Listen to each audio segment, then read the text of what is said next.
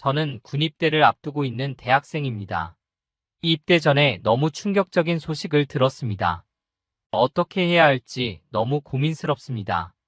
그 일의 시작은 분리수거 날이었습니다.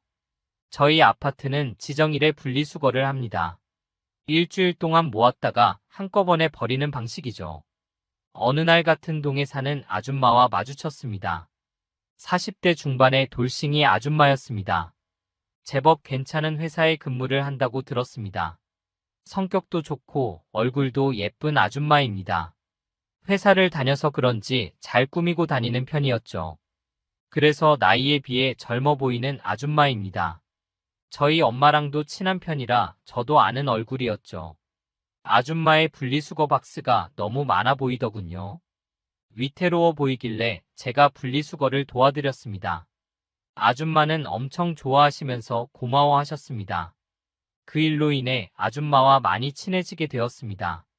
별것도 아닌데 저희 엄마에게도 칭찬을 많이 했더군요. 그 뒤로도 종종 마주치면 짐도 대신 들어주고 그랬습니다. 아줌마도 제게 맛있는 것도 사주시고 쿠폰도 보내주셨죠. 나중에는 저를 조카나 아들처럼 편하게 대하시더군요. 집에 남자의 손길이 필요하면 제게 도움을 청하셨죠. 전등을 갈거나 소파를 옮기는 등의 부탁을 하셨죠. 그럴 때마다 엄청 고마워하시면서 용돈도 주셨습니다. 나중에는 가끔씩 아줌마네 집에서 저녁을 먹기도 하고 특별한 메뉴가 있을 때는 같이 반주도 한 잔씩 했습니다. 가끔씩은 밖에서 저녁을 얻어먹기도 했습니다. 극장이나 레스토랑에 혼자 가야 할 때 저를 부르곤 했죠. 덕분에 저도 공짜로 영화도 보고 비싼 레스토랑도 가보았죠. 그때까지도 아줌마를 여자로 보거나 하지는 않았습니다. 아줌마는 제게 그냥 밥 잘 사주는 아줌마였습니다. 돈 많은 아줌마라 신기한 체험도 많이 해보았죠. 엄마와도 친한 사이라 그냥 친한 이모 같았습니다. 그러던 어느 날 아줌마가 또 도움을 청했습니다. 컴퓨터가 고장이 났는데 좀 봐줄 수 있냐고 했습니다. 치킨 한 마리로 합의 보고 아줌마 집으로 갔습니다. 컴퓨터는 관리를 안 해서 먼지가 많아 보였습니다. 단순히 케이블들을 뽑았다가 다시 연결을 해봤습니다. 그런 간단한 조치만으로 컴퓨터가 고쳐졌지요. 아줌마는 컴퓨터도 잘 꽂힌다며 칭찬을 쏟아내셨습니다. 그러고 있는 동안 주문했던 치킨이 배달 왔습니다. 치킨을 차리고 아줌마가 캔맥주도 꺼내 오시더군요. 우리는 치맥을 즐기며 대화를 나눴습니다. 아줌마는 집에 남자가 있으니 든든하다고 했습니다. 본인이 능력도 있으니 남자는 필요 없다고 생각했다더군요. 하지만 혼자 살아보니 남자의 손이 절실하다시더군요. 그래도 저 덕분에 아쉬움을 많이 덜었다고 했습니다.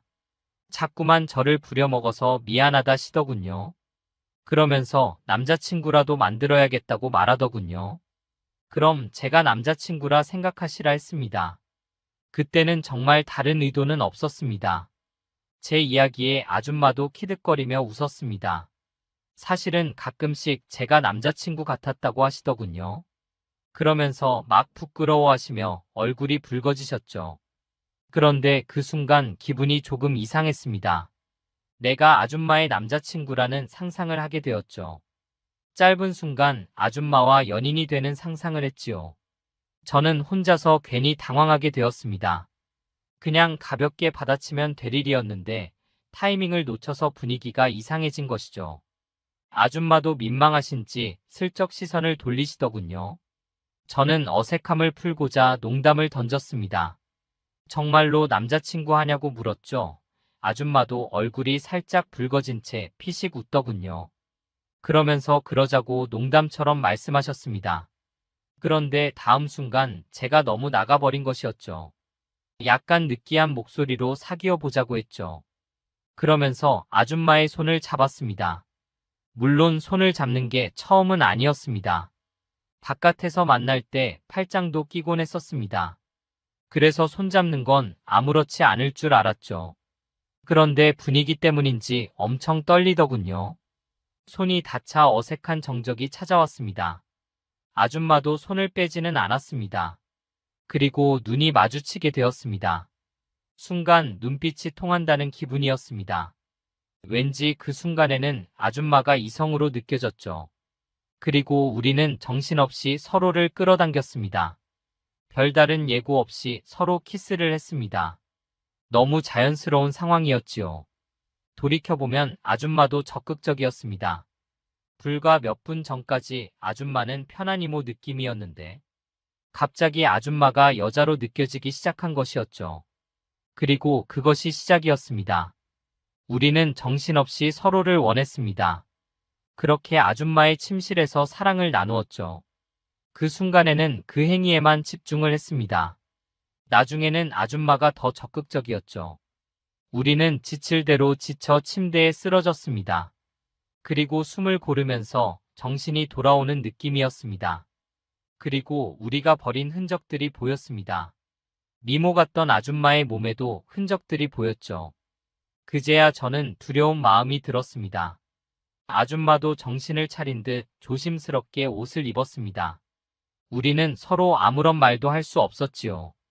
아줌마가 먼저 자기가 실수한 것 같다고 하시더군요. 전화기를 보니 부재중 전화가 몇 통 왔었습니다. 시간이 이미 12시가 넘은 상태였습니다. 부모님의 연락이었죠. 갑자기 아들이 사라졌으니 걱정을 할 수밖에요. 그래서 친구랑 잠깐 만나고 온다고 둘러댔습니다. 그러는 동안 아줌마는 욕실로 들어가셨습니다. 저는 도망치듯 집으로 돌아왔습니다. 뭔가 큰 잘못을 저지른 기분이었죠. 선뜻 아줌마에게 연락할 용기가 없었습니다. 며칠 뒤 아줌마랑 엘리베이터에서 마주쳤습니다. 사실 엄청 어색한 기분이었습니다. 하지만 피할 수 없다는 생각이 들더군요. 제가 용기를 내서 큰 소리로 인사를 했습니다. 그러자 아줌마가 피식 웃었습니다. 그제야 우리는 서로 안부 인사를 나눴습니다. 우리는 다시 평소처럼 대화를 나누었습니다. 물론 그날의 일은 언급하지 않았죠. 하지만 아줌마를 대하는 마음이 예전 같지 않더군요. 나와 사랑을 나누던 모습이 자꾸 떠올랐습니다. 이전과 달리 가슴이 두근거리더군요. 다시 아줌마와 함께하고 싶은 마음이 들었습니다. 하지만 뭐라고 말을 해야 할지 모르겠더군요. 결국 아무 말 못하게 아줌마와 헤어지게 되었습니다. 그렇게 아줌마를 보내고 나니 너무 아쉬운 마음이 들더군요. 어떻게든 아줌마를 다시 만나고 싶었습니다. 한참 동안 고민을 하다가 문자를 보냈습니다. 유치하게도 치킨이 먹고 싶다고 말을 했죠. 다행히 아줌마가 집으로 오라고 하시더군요. 사실 치킨에는 아무런 기대도 없었습니다. 그저 아줌마랑 함께 있고 싶었을 뿐이었죠. 집에서 깨끗하게 샤워부터 했습니다. 그리고 옷도 챙겨 입으며 신경을 쓰게 되었죠. 그냥 치킨을 먹을 뿐인데 마음이 들떠 있었습니다. 들뜬 마음으로 아줌마의 집으로 갔습니다. 문이 열리고 아줌마를 보는 순간 심장이 덜컥 내려앉았죠. 아줌마가 너무 예쁘게 보였습니다. 치킨은 이미 주문을 해놓으셨더군요. 그런데 우리는 이미 치킨은 안중에도 없었습니다. 아줌마가 먼저 어색하게 말을 꺼내시더군요. 다시 예전처럼 지내자고 하시더군요. 그 말에 괜히 서운한 기분이 들었습니다. 저는 아줌마를 좋아하게 되었다고 했습니다. 아줌마가 곤란한 표정을 지었지만 싫다고 하지는 않으셔서 용기를 냈습니다. 제가 먼저 아줌마를 안아버렸죠. 그날 너무 좋았었다고 말을 했습니다. 아줌마가 부끄러워했지만 그것뿐이었습니다. 그리고 우리는 다시 사랑을 나누었습니다. 이번에는 서로 눈을 똑바로 보면서 사랑을 나눴습니다. 사랑한다는 말을 하며 정성껏 그녀를 대했지요. 마치 정말로 내 여자가 된 것 같은 느낌이었습니다. 그 뒤로 우리는 정말 연인처럼 지냈습니다. 아줌마 집에서는 부부처럼 사랑을 나눴지요. 주말이면 함께 여행을 떠나기도 했습니다. 저는 한창 호르몬이 폭발한 시기였습니다. 밤마다 아줌마를 잠 못 자게 만들기도 했지요. 그때는 너무 행복하고 좋았습니다. 함께 있을 때 아줌마는 애교도 부리곤 했습니다. 저는 마치 아줌마의 남편처럼 굴었지요. 저는 아줌마의 이름을 부르며 반말을 하기도 했습니다. 아줌마는 웃으면서 저를 서방님이라 불렀습니다. 그때는 뒷일은 생각도 하지 않았습니다. 그저 그 만족감을 즐겼을 뿐이었습니다. 하지만 우리의 상황은 명확히 알고 있었습니다. 아줌마도 그런 욕심은 안 부리신다고 하셨죠. 제게 여자친구 생기면 그만하자고 하시더군요. 저는 알았다고 말은 했지만 실감은 나지 않았습니다. 아줌마랑 평생 이렇게 즐기며 살 수 있을 것 같았죠. 너무 막연하게 지금의 상황만을 즐겼던 것이었습니다. 아줌마는 피임기구는 철저히 챙겼습니다. 항상 아줌마의 집과 핸드백에 피임기구가 있었습니다. 처음 몇 번을 제외하면 대부분 피임을 했었습니다. 그러다 저는 군대를 가기 위해 휴학을 했습니다. 휴학 시기를 맞추기 위해 자원 입대를 선택했습니다. 이때 날짜가 3개월가량 남았었습니다. 휴학을 하니 기분이 많이 우울했습니다. 이제 곧 군대를 간다 생각하니 마음이 무거웠지요. 군대에 대한 두려움도 있었던 것 같습니다. 아줌마랑도 그런 불안감을 이야기했습니다. 아줌마가 걱정하지 말라면서 저를 달래주었습니다. 가끔 아줌마가 면회를 오시겠다고 했습니다. 정말로 남자친구 군대 보내는 것 같다며 수줍게 미소를 지으셨습니다.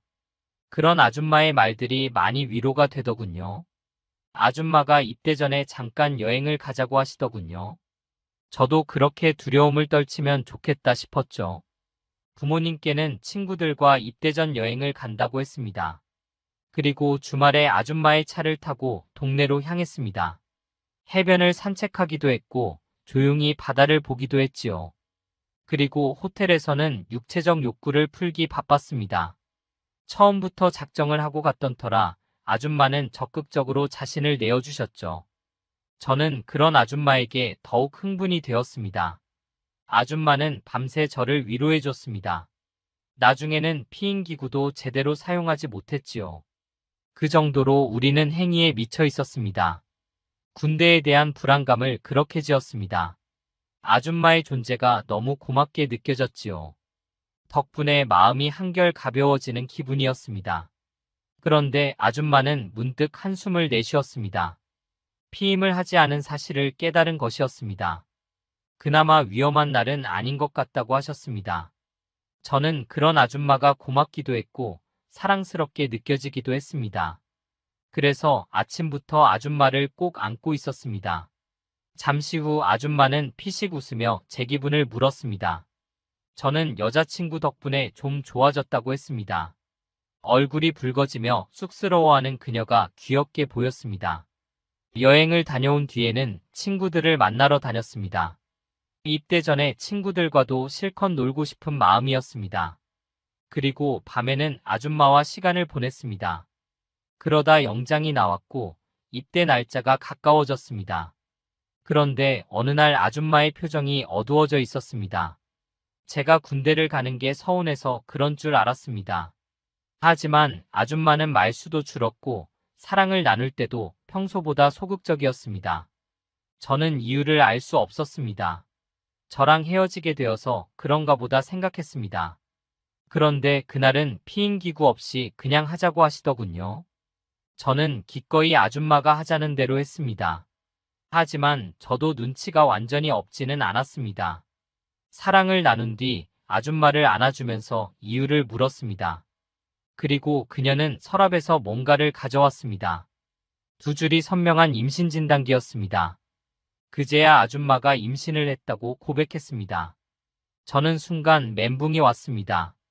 아줌마랑 함께하는 것이 좋았습니다. 하지만 임신이나 결혼은 생각하지 않은 게 사실입니다. 그저 아줌마와 연애를 즐길 뿐이었죠. 피임은 아줌마가 관리하는 일일 뿐이라 생각했습니다. 하지만 눈앞에서 임신이 현실이 되었죠. 순간 5만 가지 생각이 다 들더군요. 놀란 제가 다시 아줌마에게 물었습니다. 이제 어떻게 해야 하냐고 말이죠. 그러자 아줌마가 한숨을 다시 내쉬었습니다. 아줌마는 저를 빤히 바라보았습니다. 제게 자기와 아기를 책임질 거냐고 하셨습니다. 저는 아무 말도 못했습니다.